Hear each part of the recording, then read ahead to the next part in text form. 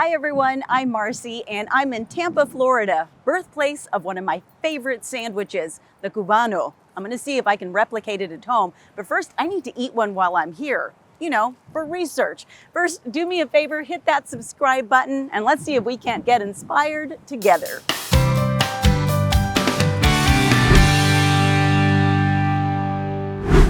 When you think of Tampa, you probably think of beautiful Gulf Coast beaches, sunny weather, and theme parks. But did you know Tampa is one of the top culinary destinations in the U.S.?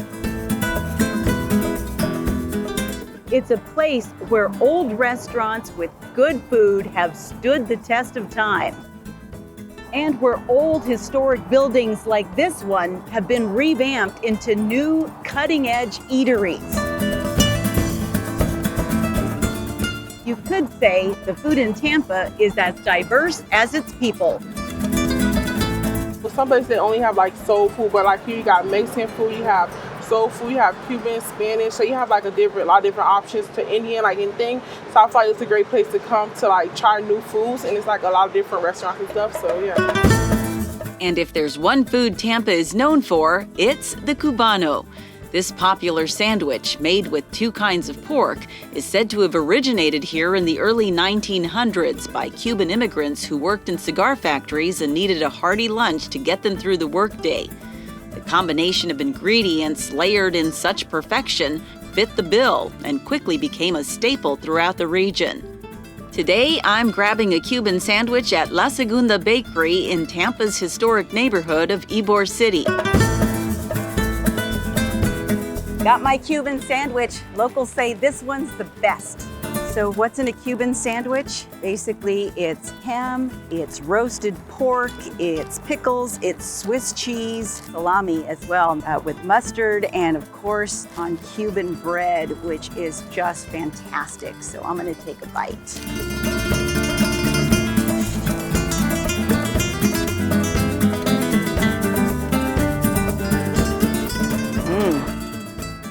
Wow, that is fantastic.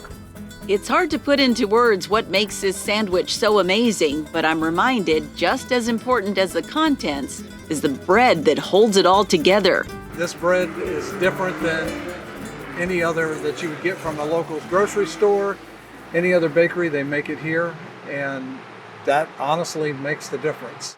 Unfortunately, you can't find Cuban bread where I live, so now that I'm back home and ready to make my own version of the Cuban sandwich, I'm just gonna have to go with the closest thing to it, which I believe is French bread. You need it to have light, crispy crust and still be nice and soft in the middle. So I picked this up this morning and I have everything else I need for this sandwich. I've got the smoked ham, the Swiss cheese, salami, pickles, mustard, and roasted pork that I marinated in a Mojo sauce and cooked low and slow.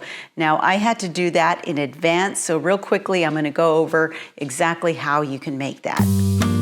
I started with a 6.5-pound pork butt that I took a small paring knife to and literally just stabbed it everywhere to create holes for the marinade to go into. And I generously salted the whole thing. Then, in a medium-sized bowl, I put 2 tablespoons of cumin and 1.5 tablespoons of black pepper. I chopped up some fresh oregano from my garden and measured out about 3 tablespoons of it. If you're using dry oregano, 2 tablespoons should be about enough for this recipe. I added that to the bowl as well. I minced an entire head of garlic, which should be about 10 to 12 individual cloves. I added that in with the other spices. A traditional Cuban mojo is made with bitter orange, but since I don't have access to that where I live either, I substituted the juice of 6 limes and 2 oranges.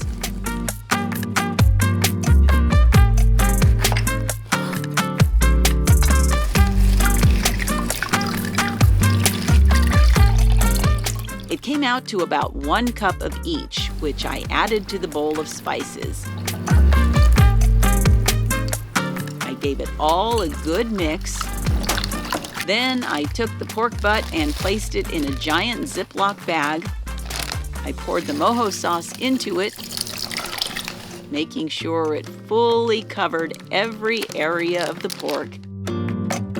and I placed it in the refrigerator to marinate overnight. The next day, I just transferred it to my crock pot and let it cook on low all day. It said 8 to 10 hours, and I left it for all 10. When it was done, the meat just fell apart with a fork.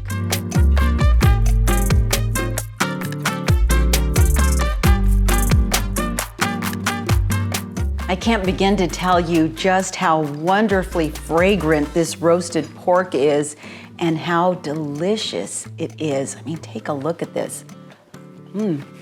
It literally melts in your mouth. So I'm excited not just to use it in this Cuban sandwich, but also in other meals because it made plenty. But right now, let's go ahead and get started with the sandwich, and there's definitely a very particular order in which everything needs to go.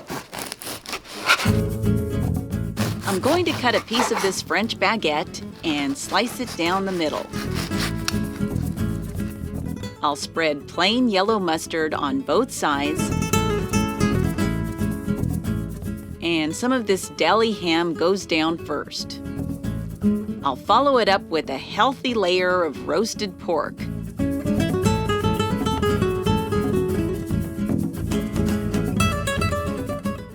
Next is the Swiss cheese.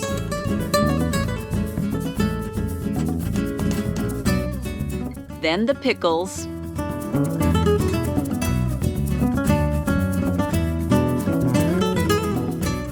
And the final layer is salami, which is something that was added by Italian immigrants and is unique to Cuban sandwiches in Tampa.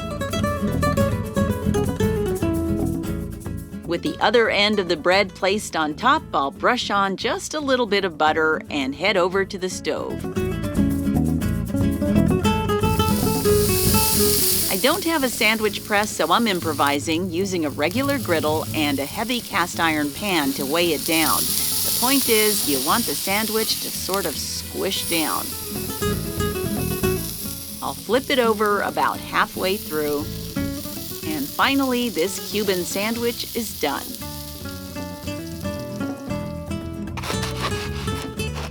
I'll cut it on a diagonal, admire my work for just a second, and then take a bite. I may have let the griddle get a little too hot, but I still think this is going to be really good.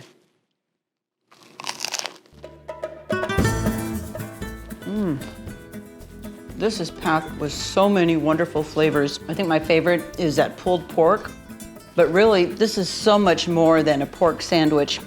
This is mouth-watering perfection. Thanks so much for checking out this video. Be sure to give it a thumbs up and let me know what you think in the comments.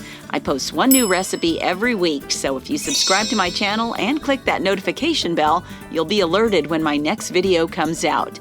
You can also follow me at Marcy Inspired on Instagram and Facebook. Until next time, blessings from my kitchen to yours.